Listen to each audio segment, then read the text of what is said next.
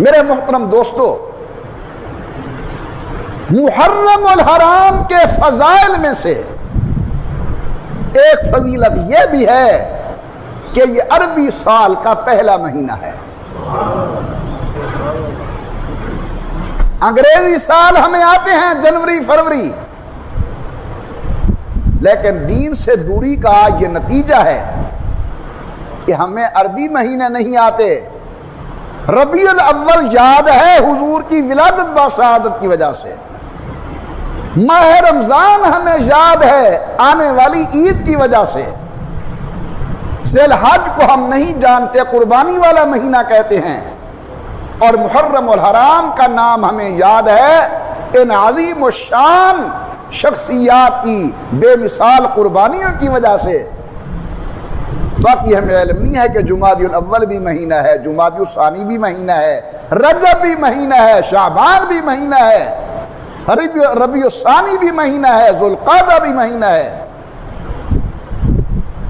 باقی جو ہمارے دیہاتی مہینے ہوتے تھے وہ تو اب اکثر لوگوں کو بھول چکے ہیں، وہ ماں کے کو یاد ہے، پھگن چیتر کے کو علم ہے۔ تو میں گزارش کروں گا آپ حضرات سے، جب گھر میں بیٹھیں تو ان عربی مہینوں کا تذکرہ کیا کریں تاکہ ہماری اولاد کو علم ہو کہ عربی سال کی ابتدا کہاں سے ہوتی ہے، محرم الحرام کے مہینے سے ہوتی ہے۔ حضور اکرم دنیا میں تشریف لے آئے،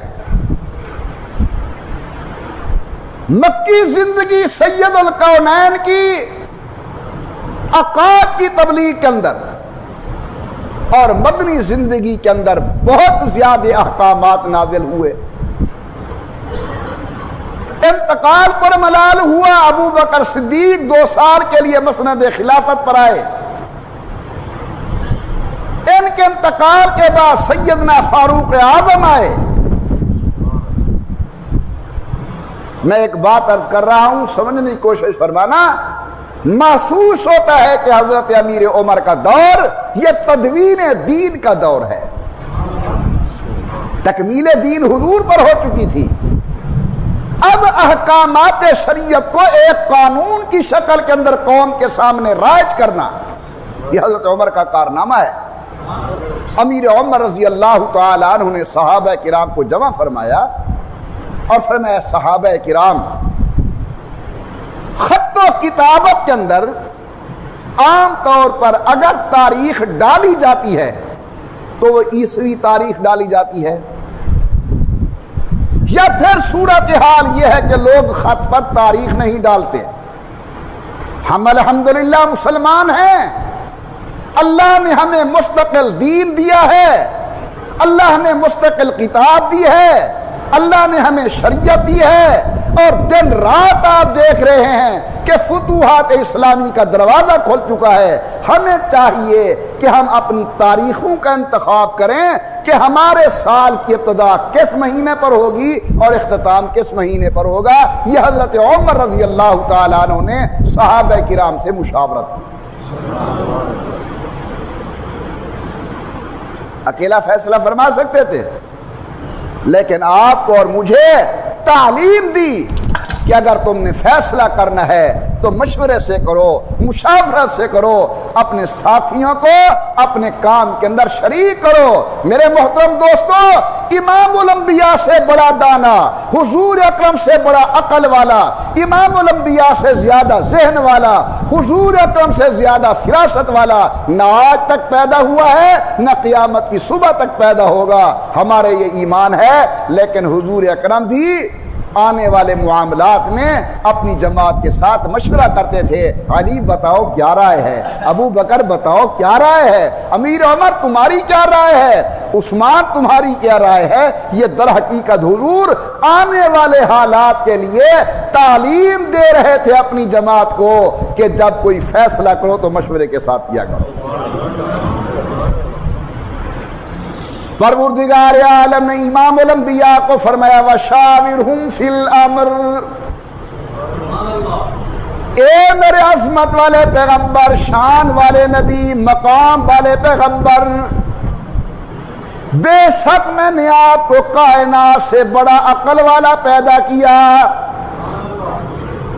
شان والا پیدا کیا، عظمت والا پیدا کیا، مقام والا پیدا کیا۔ مستقل جمعے پر میرے معروضہ سننے والے میرے بھائیوں، کئی مرتبہ میری زبان سے یہ بات سن چکے ہو، اگر ایک ترازو کے اندر، ترازو کے ایک پلڑے کے اندر پوری کائنات کو رکھا جائے اور دوسرے پلڑے کے اندر اکیلے آمنہ کے لال کے شان کو رکھا جائے، پھر تولنے والا کوئی مولوی نہ ہو، چودھری نہ ہو، خان نہ ہو، ترازو دیا جائے اللہ کے دست قدرت کے اندر، یا اللہ وزن فرمائیں، اگر اللہ میاں وزن کرنے پہ آ جائیں، ہم سب کا عقیدہ ہے کہ پوری کائنات کا شان کم ہوگا، اکیلے عظمت والے پیغمبر کی شان بڑھ جائے گی۔ لیکن اللہ تعالیٰ فرماتے میرے محبوب وشاورہم فی الامر فاعف عنہم واستغفر لهم وشاورهم فی الامر، ان کے ساتھ ذرا مشاورت کریں، فیصلہ کریں۔ حضرت امام الانبیاء کی تربیت یافتہ فاروق اعظم جب مسند خلافت پر آئے، سن 16 ہجری کے اندر صحابہ کرام کو جمع کیا کہ مسلمانوں، اللہ نے ہمیں دین دیا ہے اور ایسا دین کہ الیوم اکملت لکم دینکم واتممت علیکم نعمتی ورضیت لکم الاسلام دینا۔ علماء لکھتے ہیں ایسی آیت نہ اللہ نے تورات میں نازل فرمائی، نہ ایسا حکم انجیل میں نازل کیا، نہ ایسا عنوان اللہ نے زبور میں نازل کیا۔ سید الکونین آئے تو اللہ نے فرمایا میرا محبوب آخری نبی آپ ہیں، آخری دین آپ کا لایا ہوا دین ہوگا۔ وَأَتْمَمْتُ عَلَيْكُمْ نِعْمَتِي، میں نے اپنی نعمت تمام کر دی۔ وَرَضِيتُ لَكُمُ الْإِسْلَامَ دِينًا،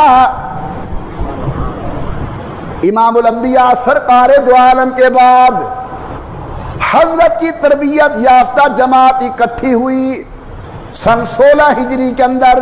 بتاؤ اللہ نے ہمیں مستقل دین دیا ہے، ہمارے سال کا آغاز کس مہینے سے ہونا چاہیے؟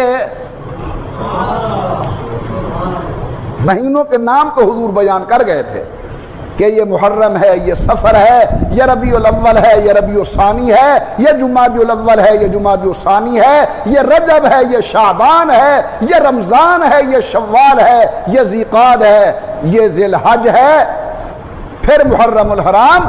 12 مہینے تو حضرت بیان فرما گئے تھے، لیکن سال کا آغاز کب ہوگا ارشاد نہیں فرمایا۔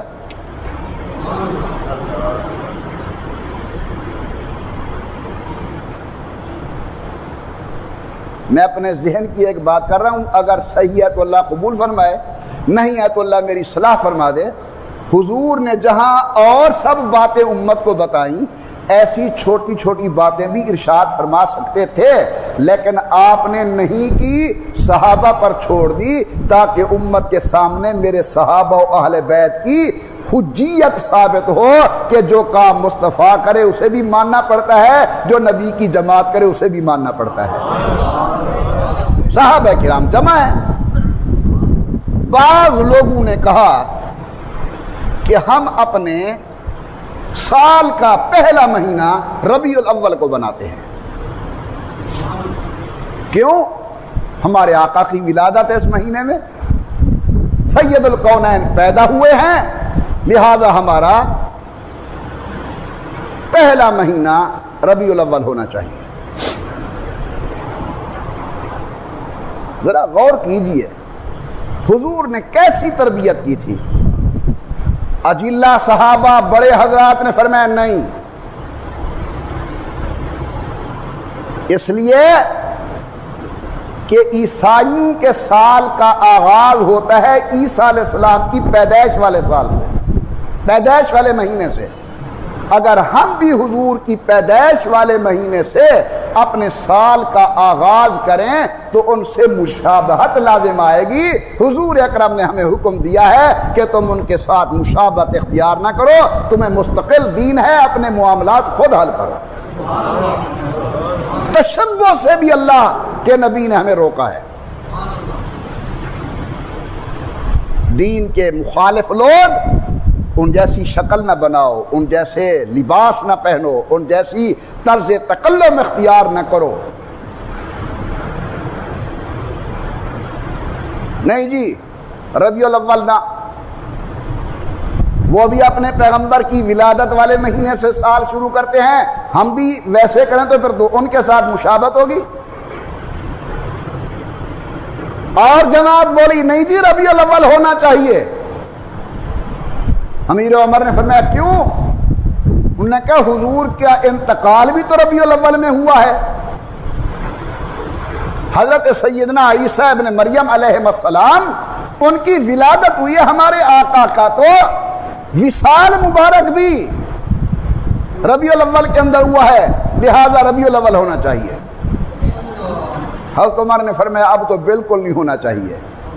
وہ کیوں؟ فرمانے لگے جب نیا سال لگے گا تو لوگ ایک دوسرے کو مبارکبادیاں دیں گے، مبارک ہو نیا سال شروع ہو گیا۔ میرا ایمان گوارا نہیں کرتا کہ مصطفیٰ کی وفات والے مہینے کے اندر لوگ ایک دوسرے کو مبارکبادیاں دیں۔ نہیں، یہ نہیں ہونا چاہیے۔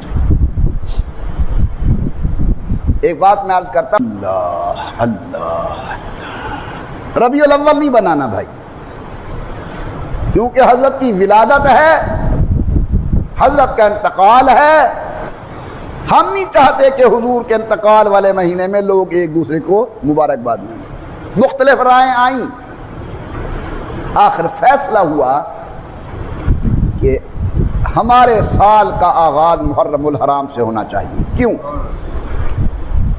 کہتے ہیں اس لیے کہ مسلمان دور دور سے حج کرنے کے لیے آتے ہیں اور پھر حج کرنے کے بعد اپنے گھروں کو لوٹتے ہیں، تھکاوٹ وغیرہ نکال کر اتار کر نئے جذبے کے ساتھ اپنے کام کاج کو وہ محرم سے شروع کرتے ہیں، لہذا آغاز محرم الحرام سے ہونا چاہیے۔